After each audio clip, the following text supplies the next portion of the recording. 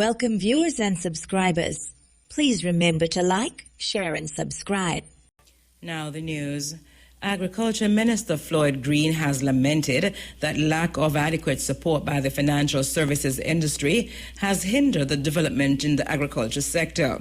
Speaking at the conference on climate change impact on food security, Mr. Green said it is still too difficult for farmers to access capital. He stressed that players in the agricultural sector need capital in order to implement climate change mitigation measures. Mr. Green said commercial banks still do not appreciate the importance of agriculture. He noted that reforms in the banking sector to prioritize providing assistance to farmers would be beneficial. The minister has appointed a team to work with the financial service industry towards providing better assistance to farmers. Education Minister Favour Williams has stated that various initiatives aimed at improving parenting skills are to be rolled out in November, which is observed annually as National Parent Month. Mrs. Williams said the parenting education programs will help build the capacities of parents. She said this year's observance of Parents Month will focus on 3 key pillars. The minister said the long-term goal is to formalize the parenting education programs.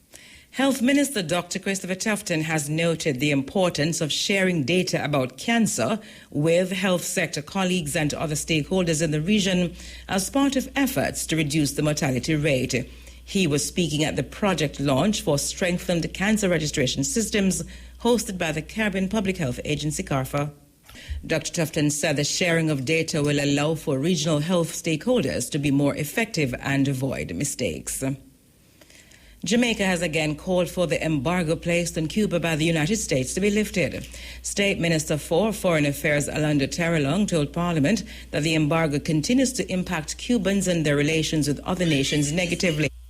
He added that Jamaica is calling for the removal of Cuba from the list of states considered sponsors of state terrorism. The state minister described the embargo as unfair. Commander for Police Area 5 Assistant Commissioner Gary Griffiths has chided Jamaicans for not showing enough respect and support for the nation's police officers. Speaking at a Thanksgiving service for the late Constable Justin Martin yesterday, ACP Griffiths lamented that too many officers are disrespected by citizens. He said some citizens go as far as to support and protect criminals. Because you all have family members who at times disrespect the police. Police boy, but they don't say gun boy, them say gunman. And all kind of disrespectful thing. So the police, I grew up at a time when police was respected. And if people were of the view that they won't get support when they kill police, it wouldn't be happening. But we hide them, we cover up for them, and we help them to disrespect the police. And what is unfortunate, what is rather unfortunate, and I say this and I say it emotionally, a lot of policemen and women are coming much qualified than a lot of you sitting inside here. And they had choices. They could have refused to be police. They could have looked at the jobs. And they choose to serve with all the disrespect that comes with it. And we come here and mourn and we cry. And tomorrow, very few persons remember Justin Jr. Because the promise that we'll do, and we'll be there.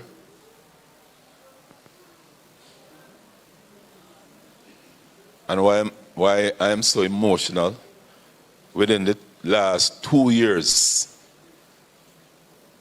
we have buried a host of police from that little unit, that unit which at the time we started losing police in numbers, was accounting for just about 200 police men and women. We lost 3 in one incident, 3 shot and killed. Commander for Police Area 5 Assistant Commissioner Gary Griffiths. He urged citizens to support the work of the police. Acting Commander for the Clarendon Police Division, Senior Superintendent Carlos Russell, is appealing to lay magistrates in the parish to partner with cops in the effort to curb rising conflicts among residents. SSP Russell, who was addressing the lay magistrates' annual general meeting in Maypen on Thursday, lamented that the lack of conflict resolution skills has resulted in an increase in murders in the parish. Noting the severity of the issue, SSP Russell said there have been cases where conflicts have resulted in children killing their parents. He said while cops continue to implement conflict resolution strategies, lay magistrates can also play an active role in stemming conflicts in their communities. One man was shot and killed and another wounded in Cedar Valley, St. Anne last night.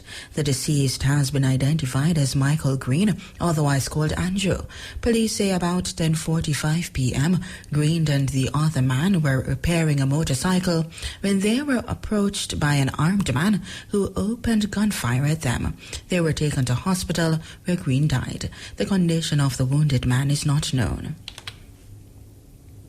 Human rights advocacy group Jamaicans for Justice, JFJ, is calling on the government to ensure that adequate monetary compensation is granted to persons who are released after being incarcerated for years without trial.